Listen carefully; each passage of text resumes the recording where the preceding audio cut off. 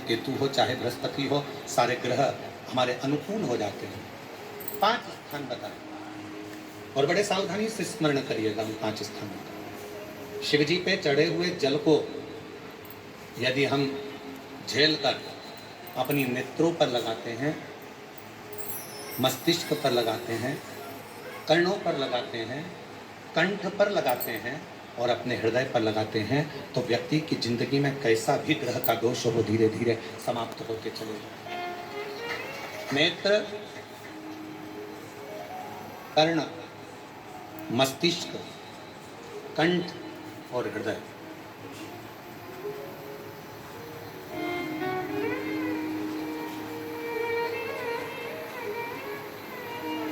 ये 5 स्थान इससे बता दिए शिव महापुराण में, जिन पर शिव जी के चढ़े हुए जल को हम केवल मात्र लगा लेते हैं तो उससे भी हमको फल की प्राप्ति हो जाती है। और शंभु शरणे पड़ी मांगू घड़ी रे, दुख पातो दया करी दर्शन, ओ शंभु शरणे पड़ी मांगू घड़ी रे, दुख पातो दया करी दर्शन। 5 स्थान शिव जी को चढ़े हुए जल को लगाने का। पहला स्थान बोलिए, जम के बोलो जरा। नेत्र। दूसरा स्थान कर्ण, तीसरा स्थान मस्तिष्क, चौथा स्थान कंठ और 5वां स्थान अपना हृदय।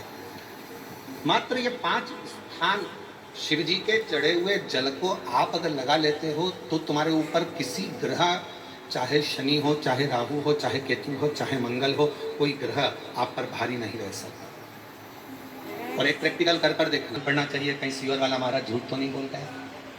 प्रैक्टिकल जरूर करो और प्रैक्टिकल का फल मिले तो पत्र में जरूर लिखकर भेजो कि हाँ हमने कथा सुनी थी कोरबा की, और कथा सुनने के बाद मुझे 3 महीने में जो प्रैक्टिकल करा मैंने तो उसका फल मिला। प्रैक्टिकल करो। जिस लड़की को, जिस लड़के को मंगल है और ब्राह्मण देवता ने यदि आपको कहा कि इनको मंगल है, इसकी शादी में देरी हो रही है, मंगल के कारण अगर शादी रुक रही है, देरी हो रही है, विवाह में देरी हो रही है, तो उस बेटी और बेटे को 3 महीना लगातार शिवजी पे चढ़े हुए जल को इन 5 स्थान पर लगाना प्रारंभ कर दे। 3 महीने के बाद वो खुद कहेगा कि हाँ हमारा संबंध जम गया, हमें मंगल से कोई दोष नहीं लगेगा। स्वयं शिव कृपा करते, स्वयं शंकर करते।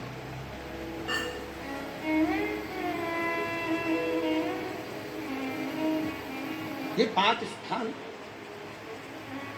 मेरे देव अधिदेव महादेव की अविरल भक्ति के लिए, निर्मल शुद्धि के लिए। नेत्रों पर जल लगाने से मतलब है कि जब भी मैं दर्शन करूं तो मेरे देव अधिदेव महादेव का करूं, शिव।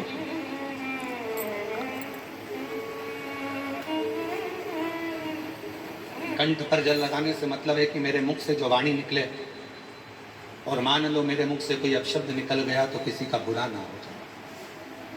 कर्णों से जल लगाने से मतलब है कि मेरे कानों के माध्यम से जो शब्द मेरे अंदर जाएं वो मेरे जीवन का कल्याण करें। मस्तिष्क पर जल लगाने से मतलब है कि मेरे भगवान के चरण का जल, उनकी रज मेरे सिर पर चढ़ी रहे और मेरे जीवन में कभी अहंकार न हो। हृदय पर जल लगाने से मतलब है कि मेरे हृदय में भगवान शंकर के चरणों का वास नित्य करती है हमेशा।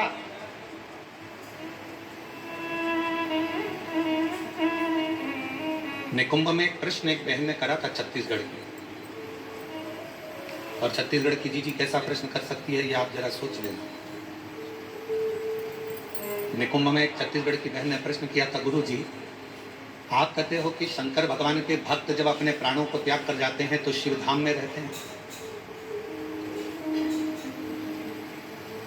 और हमने नेट पर सर्च करा तो पूरे विश्व में 70% मनुष्य शिव के भक्त हैं, केवल 30% मनुष्य ऐसे हैं जो अन्य भक्त हैं। हमने नेट पर सर्च करा तो 70% मनुष्य भगवान शंकर के भक्त हैं। तो वो महिला ने प्रश्न करा निकुंभ में कि जब 70% शिव जी के भक्त हैं तो इतने मर मर कर वो कैलाश पे जाते होंगे तो वो तो पूरा ही भरा गया होगा।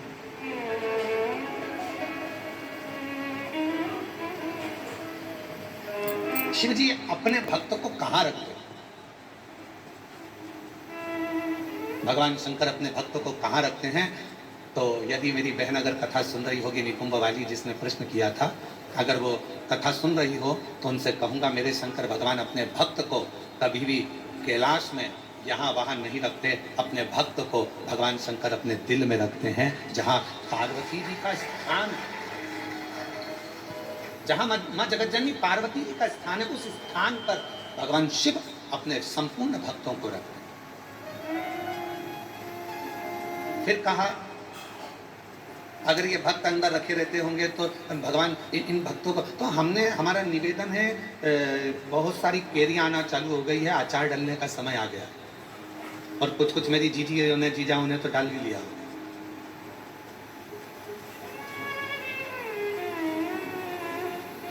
प्लास्टिक के डब्बे में केरी रखते हो क्या? अचार डालते हो तो प्लास्टिक के डब्बे में नहीं डाला जाता क्योंकि वो सड़ जाता है। एल्युमिनियम के डब्बे में नहीं डाला जाता, वो सड़ जाता है। डालने के लिए कांच की या चीनी की बरनी होना चाहिए।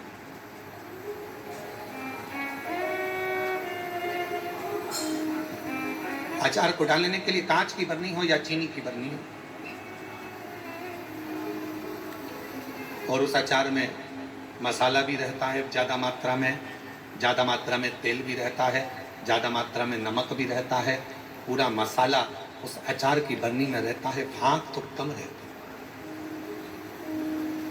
और वो अचार की जो फाँक है वो हर किसी को नहीं दी जाती। अचार हर किसी के आगे परोसा भी नहीं जाता। कोई खास आता है तो अचार दिया जाता है। और अचार खाने का भी तरीका है, किसी को फाँक पसंद आती है, किसी को मसाला पसंद आता है, किसी को तेल पसंद आता है। उसी तरह भगवान शिव की कथा करती है, शंकर जी करते हैं, माँ पार्वती जी से जो मेरा भक्त है उसको मैं अपने हृदय में रखता हूँ और देख लेता हूँ जिस जगह पर भजन की कमी होती है, शिव नाम की कमी होती है, वहीं पर अचार की एक फाँक निकाल कर पटक देता हूँ और दुनिया के लोग वो अचार की फाँक को चाटना प्रारंभ कर देते हैं। अब ये कथा हो क्या रही है? ये शिव महापुराण की कथा, ये भगवान की कथा अचार की फाँक है और आप और हम सब उसको चाटने के लिए बैठे हैं। किसी को भजन में मजा आनंद आएगा, किसी को भगवान के दृष्टांत में आनंद आएगा, किसी को फाँक में, कथा में आनंद आएगा। सबका तरीका अपना।